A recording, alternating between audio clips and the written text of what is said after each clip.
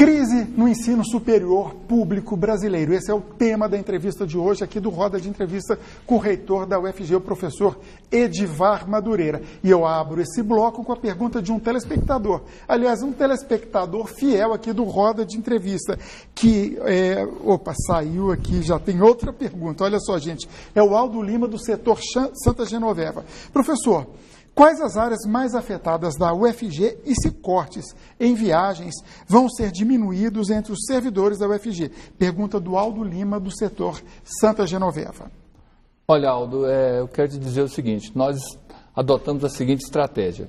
Nós vamos garantir a qualidade da formação, da educação na universidade até o limite. Quando a gente tiver que parar, e aí eu reforço, espero que isso não aconteça, é porque nós chegamos no nosso limite. Nós não vamos comprometer aulas práticas, defesas de teses, trabalho de laboratório, aulas teóricas, né? Nós vamos garantir o pleno funcionamento da universidade, que é a nossa responsabilidade.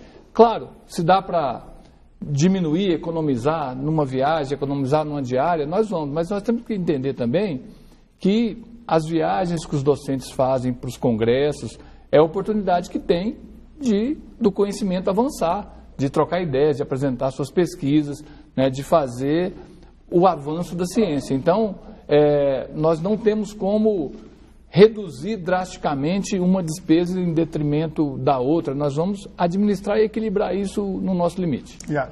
Existem dados sobre evasão na UFG? É alto? Olha, o sistema federal como um todo, aliás, o sistema de ensino, Iago, ele tem uma evasão significativa. E a gente precisa compreender bem o fenômeno da evasão. E eu vou te falar de uma questão que esse corte agrava a situação. Hoje, 75%, 3 em cada 4 estudantes da UFG vêm de famílias com renda per capita mensal de até um salário mínimo e meio, ou seja, classe C, D e E. Isso é mais do que as cotas, então? Mais do que as cotas. Só com renda até meio salário mínimo, Iago, imagine, meio salário mínimo por pessoa da família. São 20% dos estudantes. Esse estudante, se a gente não fornecer para ele refeição, muitas vezes moradia, porque ele vem de fora, ou qualquer outro tipo de assistência estudantil, esse estudante vai embora. Então, uma das causas da evasão é a baixa renda. Claro que tem perspectiva profissional, que tem a questão da dificuldade de acompanhamento, nós temos várias causas. A evasão varia muito de curso para curso. Tem curso que a evasão é igual ou maior do que 50%, tem curso que a evasão é quase zero. Por exemplo, o curso de medicina, a evasão é baixíssima, mas a evasão existe e ela é significativa sim. Eu queria voltar à questão política. Nosso colega Jean aqui acha que politização talvez pode ser algo negativo, eu já penso o contrário. Tivemos as manifestações dia 15, tem novas manifestações programadas para a defesa da educação. Eu queria perguntar para o senhor já teve encontro com o novo ministro da Educação? Que impressão que o senhor teve? Porque o anterior foi demitido em poucos meses, né? Porque eu faço essa pergunta no seguinte sentido. Ele tenta desqualificar, por exemplo, parte do conhecimento, quando ele vai contra cursos de filosofia e sociologia. Quer dizer, como é quem trabalha com educação lidar com esse tipo de político, enfim? Só emendando a pergunta do Manuel, por exemplo, ele falando isso, um curso de filosofia ou de sociologia, ele só pode ser fechado se vocês tomarem a decisão ou o Ministério tem esse poder? Bom, então vou começar de trás para frente. Sim, aqui, que a pergunta do Enzo é mais direta aqui. Perfeito. Olha, a criação de curso, o fechamento de curso é prerrogativa da universidade. Autonomia. Autonomia, assim como a gestão dos recursos. E é claro que algumas declarações no campo das humanidades gerou, né, uma apreensão muito grande. E aí eu quero fazer 2 comentários sobre esse tema. Primeiro, nós na universidade jamais iremos trabalhar em prol de uma área do conhecimento em detrimento de outra, porque a gente acredita que o conhecimento ele precisa avançar e a gente precisa respeitar o conhecimento de todas as áreas, né? Como a gente vai entender o que está acontecendo no Brasil sem a filosofia, sem a sociologia, sem a comunicação, né? Sem a história, sem a geografia? Então, não dá para a gente pensar no conhecimento por recortes. E aí, emendando, né, fugindo um pouquinho da pergunta, não dá para a gente pensar em educação também separando fases da educação. A educação começa na educação infantil e termina no pós-doutorado. Então, não dá para dicotomizar nem por área, nem por etapa da formação. Então, nós tomamos a decisão nossa em relação aos cursos, o tratamento continua sendo absolutamente o mesmo dentro da nossa discricionariedade de orçamento, né? Nós temos um modelo que divide o orçamento nas diferentes áreas e as áreas serão tratadas de forma isonômica, isso para a gente é básico. E assim, a questão do ministro, eu tive com ele como direção da Andifes, junto com outros 5 reitores que compõem o colegiado que dirige a conversa foi cordial, é preciso fazer esse registro, mas a gente percebe, né, muito arraigado alguns conceitos que não condizem com a realidade da universidade, né? Ele, por exemplo, ele acha que a universidade não faz pesquisa, não faz inovação, não relaciona com empresas, não relaciona com a sociedade. E assim, basta vir na UFG e a gente vai ver com muita nitidez, nós temos laboratórios hoje, como é o caso do CRTI, que atendem o setor farmacêutico, o setor de alimentos e o setor mineral. E esses setores hoje já não conseguem sobreviver nas análises mais sofisticadas sem o trabalho da universidade.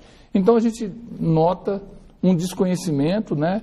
E assim, o reforço de algumas características que não condizem com a realidade da universidade. A Universidade Federal não é doutrinadora. Ali nós temos todas as matizes políticas, ideológicas, de credo. A universidade é laica, é suprapartidária. A universidade trabalha no sentido de... O contraditório, acho que é isso que você quis dizer, é que faz o conhecimento crescer. Então, todos têm voz, sem censura na universidade. Professor, os governos de Lula e Dilma, PT em geral, diz que nunca foi investido tanto em educação como esses governos. Eles dizem isso. Apesar que, durante o governo Lula, por exemplo, foi deixado de usar na educação 20 bilhões de 2003 a 2007, que era suficiente para manter 2 milhões de crianças matriculadas no ensino médio. Em 2015, a Dilma cortou 10,5 bilhões, que era equivalente a 10% do orçamento. Mas a pergunta que eu faço é a seguinte, de uma forma geral, não a UFG, não só a UFG. A educação está com muito problema. Se teve tanto investimento nos governos anteriores, por que os problemas?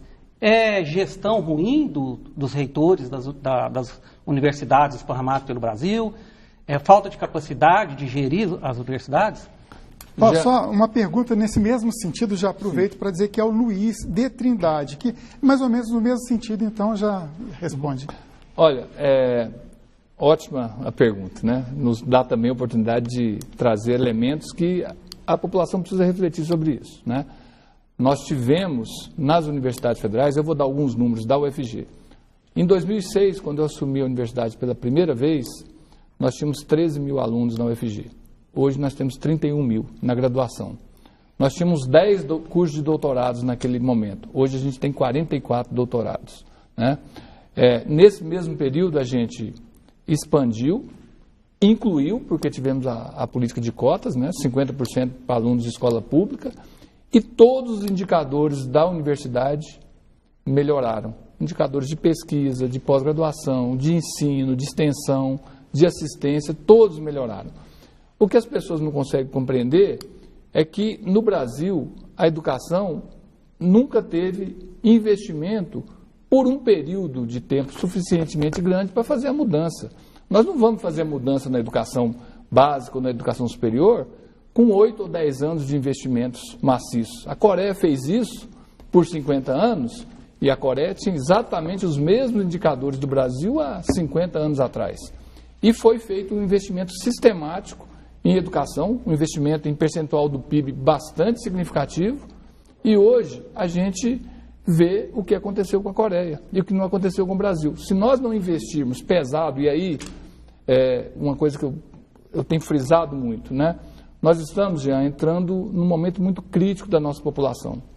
o nosso bônus populacional, que é a quantidade de jovens no país, em relação à população adulta e idosa, ele vem diminuindo e a partir de agora esse declínio começa a acelerar. Se a gente não investe para valer em educação agora, e aí eu acho que o investimento nos governos do PT foram significativos, sim, a gente começa a colher os resultados, as universidades brasileiras começam a deslanchar, né? E aí esse corte de 10,5 bilhões em 2015 não está refletindo hoje nos problemas da educação? Claro que sim, qualquer descontinuidade nesse investimento... Foi corte ou foi contingenciamento em 2015? Nós tivemos as duas situações. Contingenciamento, como eu disse no início do programa, é o cotidiano.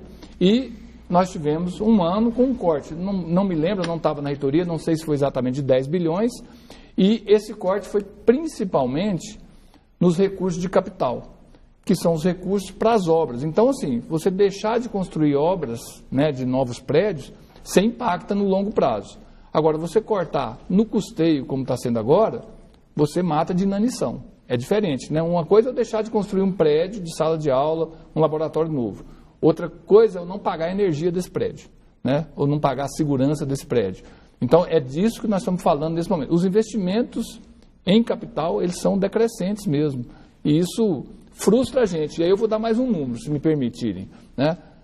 O Brasil tem 17% dos jovens de 18 a 24 anos na educação superior.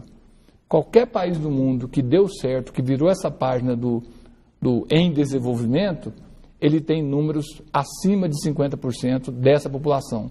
O Brasil tem uma lei aprovada em 2014 que prevê que em 2024 deveríamos ter 33% desses jovens na educação superior. Quer dizer, essa lei já foi revogada. Temos muito que andar, né, reitor? Essa meta foi revogada, porque nós estamos com 17, em 5 anos nós não vamos chegar a 33. Então, há muito que se investir, tanto no setor público quanto no privado. Nós precisamos crescer e ter mais gente com formação superior. Ok, vamos então para mais um intervalo, roda de entrevista que conversa hoje com o reitor da Universidade Federal de Goiás, o professor Edivar Madureira. Voltamos em instantes.